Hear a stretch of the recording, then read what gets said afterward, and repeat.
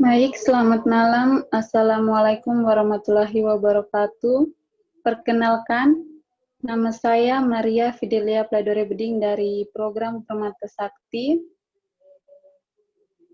Di sini saya akan menjelaskan tugas dari teknologi bahan pangan tentang perasa alami. Saya akan menjelaskannya bersama rekan saya, Julia.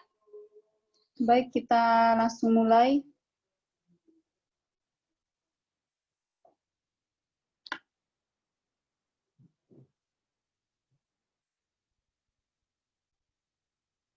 Yang pertama, pengertian perasa atau penyedap rasa.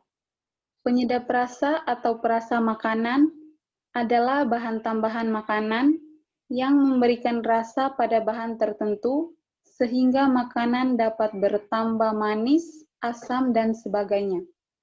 Umumnya penyedap rasa diberikan kepada makanan yang tidak atau kurang memiliki rasa, misalnya agar-agar, masakan berkuah, dan sebagainya, sehingga makanan disukai konsumen.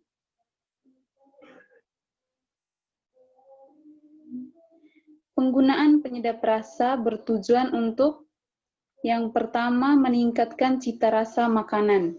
Yang kedua, mengembalikan cita rasa makanan yang mungkin hilang waktu pengolahan. Yang ketiga, memberikan cita rasa tertentu pada makanan yang tidak mempunyainya. Yang berikutnya, fungsi bahan penyedap dalam bahan makanan adalah bersifat memperbaiki, membuat lebih bernilai atau lebih diterima dan lebih menarik. Adapun peranan bahan penyedap dalam pengolahan bahan makanan adalah yang pertama, membuat flavor baru atau menetralisir bila bergabung dengan komponen dan bahan makanan. Yang kedua, sebagai modifikator atau pelengkap atau penguat flavor. Yang ketiga, menutupi atau menyembunyikan flavor bahan makanan yang tidak disukai dan overtaste yang kurang disenangi, asal bukan dari kerusakan atau membusuknya makanan. Yang berikut adalah jenis-jenis perasa makanan. Perasa atau penyedap makanan terdiri dari yang pertama, perasa buatan atau sintesis. Perasa buatan atau sintesis diperoleh dari hasil sintesis kimia yang dibuat oleh manusia dengan beberapa campuran bahan lainnya. Yang kedua yaitu perasa alami. Perasa alami adalah perasa yang diperoleh dari alam, seperti dari tanaman atau hewan, tanpa diproses menggunakan mesin. Bahan penyedap alami yang sering digunakan untuk menimbulkan rasa gurih pada makanan. Yang berikut yaitu macam-macam perasa alami. Perasa alami yang pertama yaitu ketumbar.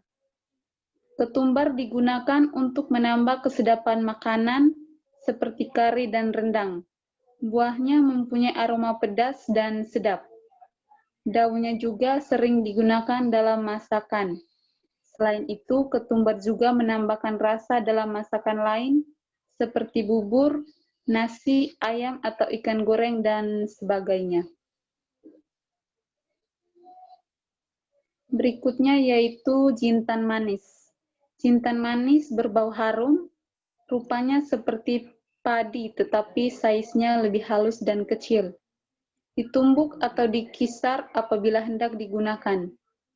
Masakan yang berempah seperti kari, kurma, dan rendang biasanya menggunakan rempah ini sebagai bahan perasa tambahan.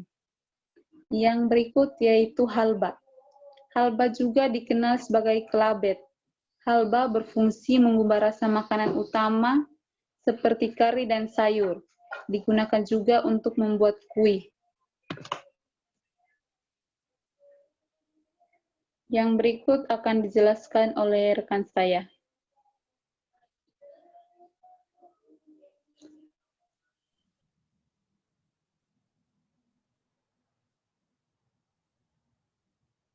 Perkenalkan, nama saya Julia.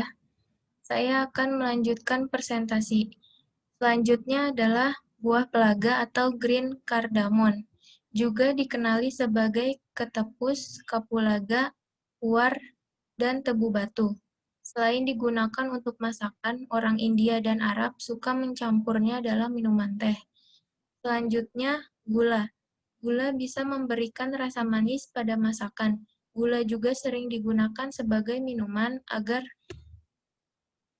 terasa lebih manis. Selanjutnya,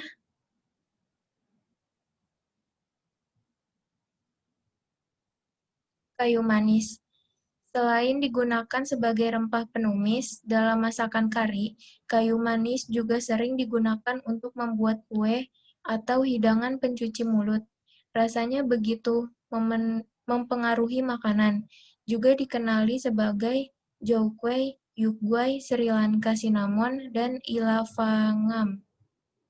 Selanjutnya, bawang putih. Bawang putih merupakan penyedap rasa alami yang paling sering digunakan, karena bawang putih mampu memberikan aroma dan cita rasa yang sedap pada masakan. Selanjutnya, garam.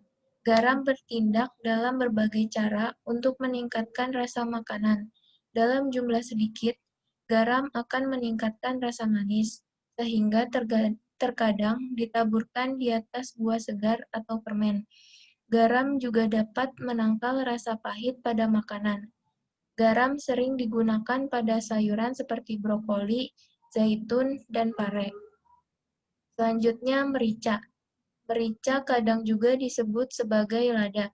Merica berbentuk bulat dengan tekstur yang sedikit keras.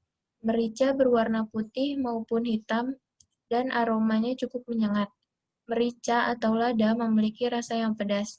Bumbu dapur biasanya dimanfaatkan untuk membuat masakan seperti sayur sop, tumis, dan masakan lain dengan cita rasa kuat.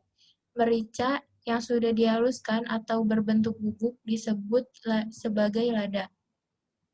Selanjutnya, jahe. Jahe merupakan salah satu rempah aromatik. Dalam masakan, jahe berfungsi sebagai penyedap masakan untuk membangkitkan selera makan. Jahe tua yang segar biasanya dipakai untuk hidangan yang ditumis. Selain itu juga pada hidangan berkuah, terutama seafood, untuk menghilangkan bau anyir. Jahe bubuk juga dapat digunakan untuk menambah aroma pada kue-kue dan biskuit, sirup, serta campuran bubuk rempah. Selanjutnya, cabai. Cabai merupakan salah satu bumbu dasar untuk penyedap rasa makanan. Umumnya berwarna merah menyala atau hijau tua. Jika cabai dibelah, maka kamu akan menemukan tangkai putih di dalamnya yang mengandung zat kapsicin seperti minyak dan menyengat sel-sel pengecap lidah.